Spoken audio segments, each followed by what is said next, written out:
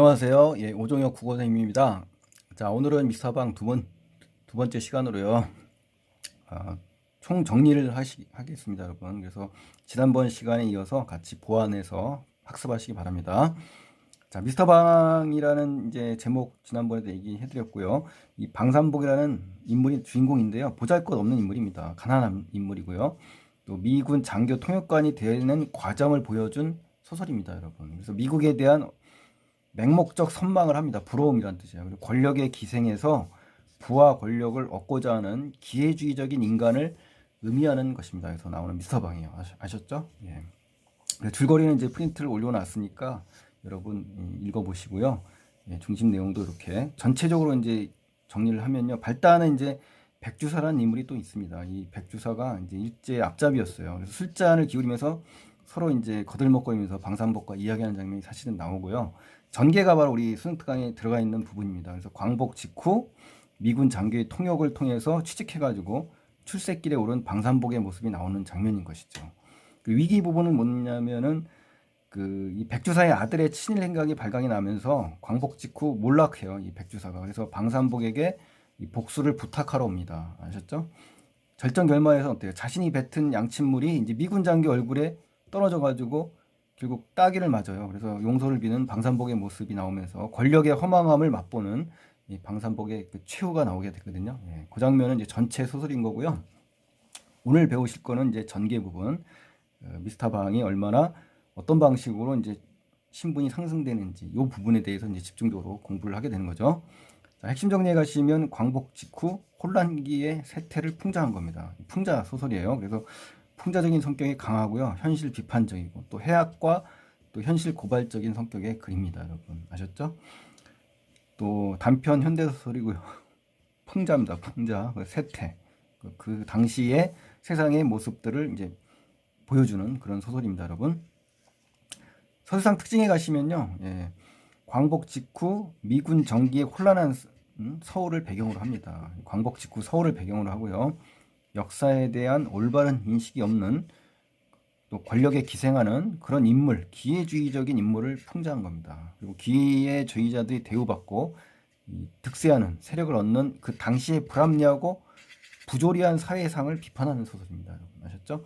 또 부분적으로 이제 현재형 어미로 끝나면서 현장감과 사실감을 높여줍니다. 여러분 아셨죠? 또 중심 인물인 방산복을 통해서 인물을 희화하면서 사건을 전개시킨다는 거 꼭 알아두시기 바랍니다. 자, 그 다음에 이제 부정적인 인물 유형을 이제 방산복이죠. 그래서 전면에 내세워서 독자가 비판하게끔 유도를 하는 겁니다. 여러분 아셨죠? 예. 전적 작가 시점이고요. 중심 인물의 행동을 나열해가지고 방산복의 행동들을 쭉 나열해서 부정적인 면모를 제시하죠. 뭐 사립탑이라는 장소에서도 그렇고 경애로 설명하면서도 그렇고 조선 여자의 옷도 그렇고 그림, 조선의 그림 또 유명한 소설 등 전부 미천한 지식을 보이면서 인물을 희화하는 장면입니다. 여러분 아셨죠? 또 당시에 뇌물수수와 부정부패가 만연했던 당시의 사회상을 보여줍니다. 아셨죠? 또 백주사라는 인물을 통해서 해방 이후에도 부를 유지하고 있습니다.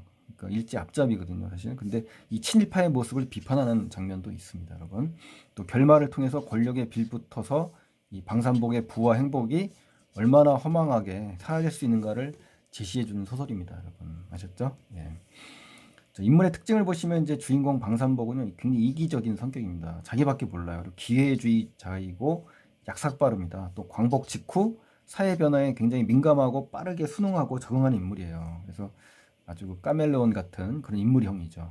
또 영어를 조금 할 줄 안다는 것에 힘입어가지고 광복 직후에 그 미군 장교의 통역을 맡아서 취직해가지고 출세길에 오르는 그런 사람이고요. 사회사욕에 눈이 먼 사람입니다. 아셨죠? 특히 그 껍빗단이라는 이제 소설에서 전광룡의 껍빗단이라는 소설에서 이인국 박사가 이제 주인공이잖아요. 이 사람하고도 이제 유사합니다. 어떤 점에서는 기회주의자의 전형적인 인물입니다. 시대의 흐름에 발맞춰서요 아주 빠르게 처세술의 달인이죠. 그런 점에서 방산복과 이인국 박사는 아주 일치하는 인물이라는 얘기죠. 또 백주사는 우리 수능특강에는 안 나왔지만 우리 다른 부분에는 자주 나오니까 참고로 알아두시라는 의미에서 하는데요. 전형적인 친일파입니다. 그래서 광복에 대해서 군중들에게 봉변을 당해요. 이 아들하고. 그래서 재산을 몰수당하고요. 피신해 있다가 방산복을 찾아와서 이제 억울하니까 미군 장교의 도움으로 복수를 해달라고 합니다. 그래서 일제 강점기에 누렸던 부를 또 회복하고자 하는 그런 아주 그 모렴치한 몰직각한 사람인 것이죠. 예. 또 에스소이는 어떤 사람이냐? 광복 직후에 혼란한 우리나라에 실제적인 영향을 행사한 제3의 인물이고요. 방산복을 출세시키는 길로 들어서게 합니다. 미군 장교입니다, 여러분. 자, 이제 단어 및 구절풀이로 이제 가겠습니다. 핵심적인 단어와 핵심적인 단어 구절을 정리하는 시간입니다. 자, 앞부분 줄거리에서 이제 핵심적인 부분은 어떤 거냐면 이제 신기루 장수라는 말, 이거는 이제 헌신을 꿰매주고 수리하는 일을 하는 사람입니다. 예, 장사예요, 장수. 입에 풀칠하고 산다라는 의미는 호구지책이란 말이죠. 호구지책. 삼순구식. 입에 겨우 끼니를 이어가며 산다. 그냥 가난한 삶을 얘기할 때 하는 겁니다. 우리 흥보가 같은 경우에 이제 해당될 수가 있죠. 이런 부분. 그렇죠? 예. 그래서 삼복은 이제 해방 이전에는 정말 뭐다? 보잘것없는 처지다. 결국은 이거예요. 이거. 그렇죠? 예. 보잘것없는 처지가 신분이 상승하는 그러한 그 부와 권력을 얻는 신분 상승의 과정을 보여주는 장면이 우리 순특강에 나오는 요지입니다. 여러분 아셨죠? 자, 첫 번째 내용은 이 주인공이 조선의 독립이 자신에게 아무런 이득이 되지 않는다. 이거 그래서 뭐 한다? 한탄하는 겁니다. 참 그 어이가 없죠. 예. 자, 그러면서 뭐 독립 운운하면서 뭐 배부르냐, 응? 무라질 그러잖아요. 모든 가치 판단이 어디 있어요? 이 물질적인 것에 있다는 겁니다.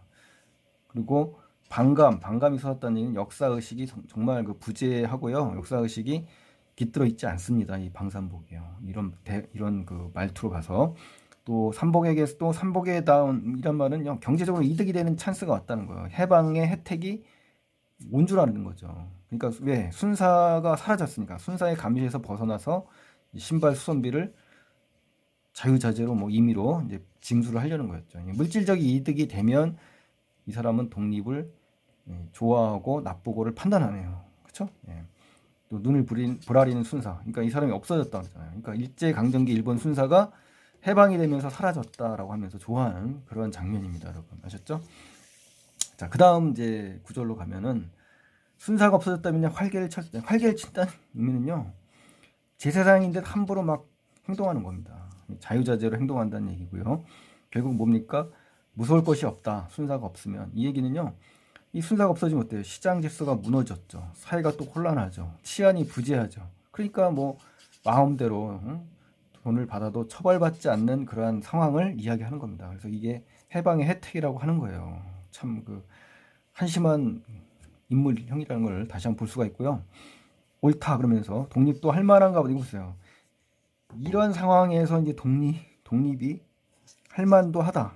당연히 해야 될 독립을 할 만하다라고 한 걸로 봐서는 개인의 그 경제적인 기준으로 판단한다는 거예요. 독립을. 그러니까 얼마나 그 반역사적이고 모렴치한 인간인가를 알 수가 있는 거죠. 여러분 아셨죠?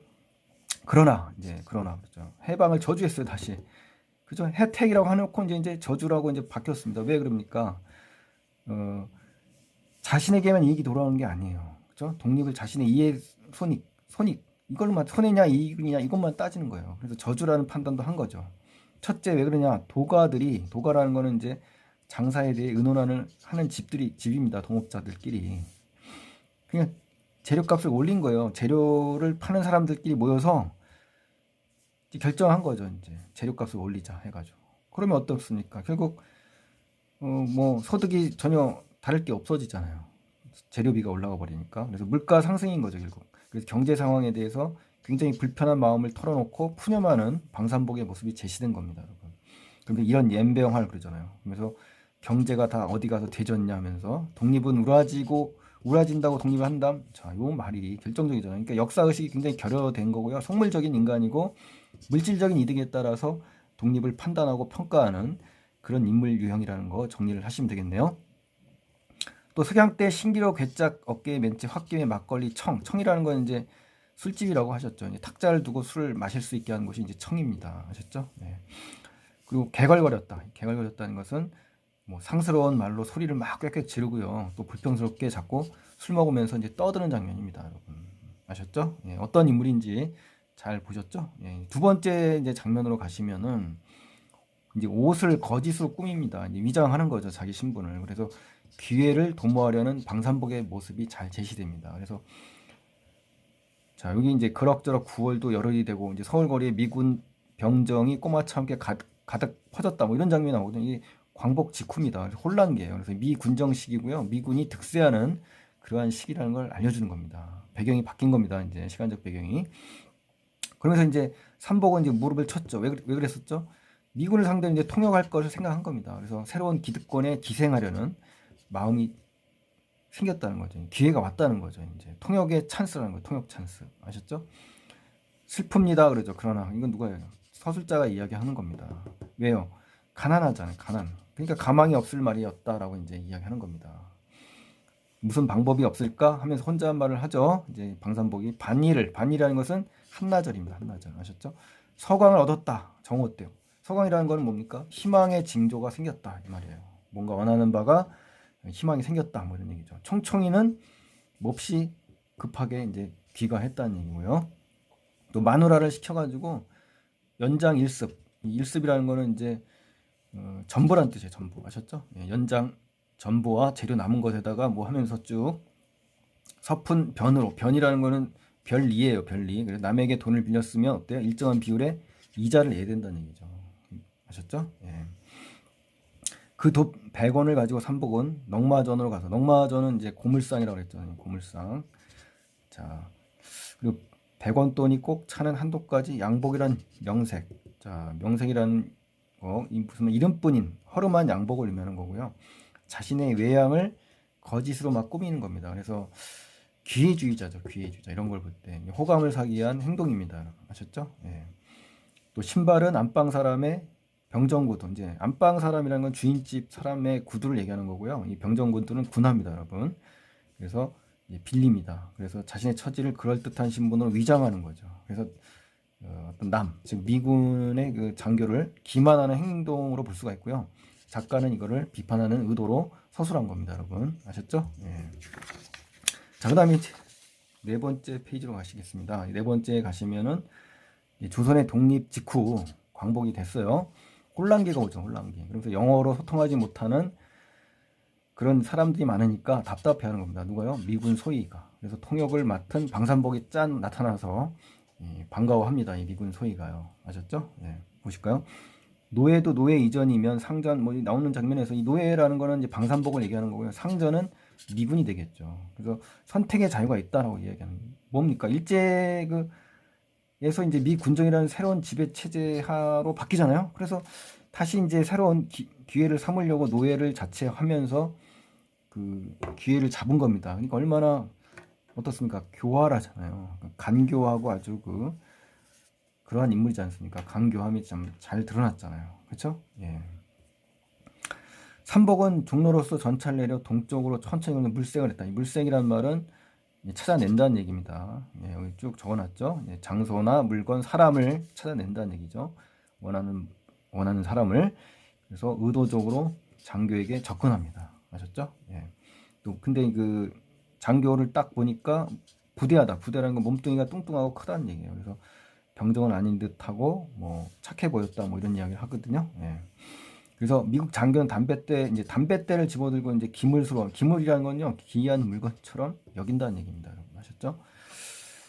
근데 어때요? 파는 사람은 어때요? 통역이 안 되니까 그러니까 소리만 지른답니다. 소리만 그냥 꽥꽥 지르고 말겠죠. 30원이라고. 근데 알아들 턱이 없죠. 이제 고개를 갸우뚱거리겠죠. 그러면서 how much만 외치는 거겠죠. 의사소통이 결국은 뭐다? 시장 거래까지도 이제 막을 수 있는 그러한 안 좋은 상황에 이제 있는 거잖아요. 이제 미군 입장에서도 그렇고 이때 이제 방산복이가 이제 바로 기회를 잡은 겁니다. 그래서 삼복이가 나즈키 더티원 하면서 이제 해석을 해주겠죠. 통역을. 그러니까 미군에게 기생할 수 있는 찬스가 온 겁니다. 그래서 전지적 시점에 서술자가 전면에 나와서 이제 풍자하는 장면입니다. 여러분 아셨죠? 자, 그러면서 영어 할 줄 아냐 하면서 이제 반가워합니다. 이제 미군 소위가.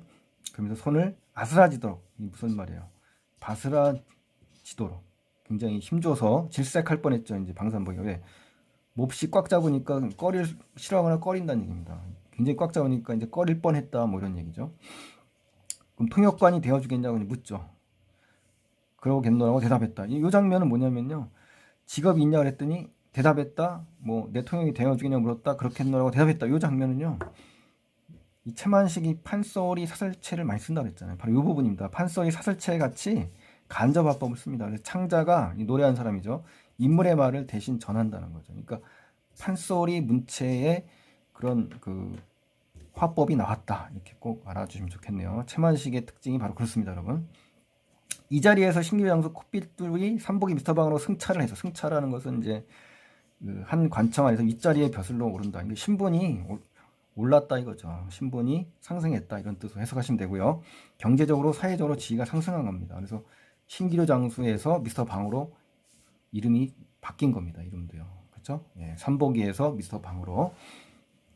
자, 그다음에 이렇게 이제 신분이 확 바뀌었죠. 황골탈퇴라고 합니다. 황골탈퇴. 그리고 세옹지마라고도 할 수 있죠. 예, 신분이 시대에 따라서 또 바뀔 수가 있습니다. 이렇게. 예, 그래서 세옹지마, 황골탈퇴와 연관 지을 수 있다라는 거 참고로 알아두시고요. S라는 미군 주둔군 소위의 통역이 됐다. 통역관이 됐다. 뭐 이런 얘기예요. 주급 얼마 받는다 이런 얘기죠. 자, 그럼 이제 네 번째 장면 가보실까요? 네 번째에서는 이제 에피소드의 나열이 나옵니다. 열거를 합니다. 그래서 1화 에피소드가 1화거든요. 알려지지 않은 숨겨진 이야기들, 이제 이런 것들을 통해서 방산복의 무능이 드러납니다. 그래서 독자와 그 작가는 뭡니까? 희화화시키는 겁니다. 그래서 해학적인 부분이 이런 장면이고요. 또 부조리한 현실도 풍자합니다. 그래서 해학과 풍자가 잘 드러났습니다. 그래서 우리 이런 거를 뭐라고 합니까? 골개미가 있다 그러잖아요. 골개미. 그렇죠? 예, 문학의 감상 방법 중에 골개미가 잘 드러납니다, 여러분. 또 한 번은 그죠. 이게 바로 뭐냐 에피소드가 이제 시작이 되는 거고요. 사리탑을 구경 가면서 일어나는 일들이잖아요. 그래서 엉터리 영어와 미천한 지식으로 미군 소위에게 기생함을 우스꽝스럽게 보여주는 겁니다. 해학과 풍자가 들어있는 거죠. 또 한 번은 그죠. 이제 두 번째 에피소드인데 이제 경회를 구경하면서 아주 미천한 지식으로 지금 설명을 하고 있잖아요. 그러니까 전혀 교양이 없고 저급한 그러한 이야기만 하지 않습니까? 예, 그러니까 굉장히 인물을 희화한다라고 보시면 되고요. 이제 세 번째도 있습니다. 내가 보기엔 여기서부터 조선 여자의 옷이 나오는 장면이거든요. 근데 이제 오히려 그 미군은 이제 정확하게 보고 있어요. 근데 양장이란 말은 옷차림이나 머리 모양이 서양식이라는 얘기고요. 근데 미스터 박마는 여자들이 서양 사람한테 시집을 잘 가려고 그런다. 뭐 이렇게 속물적으로 이야기합니다. 그러니까 그릇된 역사 인식을 갖고 있고 진정한 사실이 아닌데 이거를 마치 사실인 양 왜곡시켜서 말한다는 거에 문제가 있는 거죠. 그러니까 작가는 바로 이런 점에서 인물을 갖다가 비판하는 그런 측면을 갖고 있다는 걸 반드시 알아두시기 바랍니다. 자, 이제 마지막 장면입니다. 5페이지.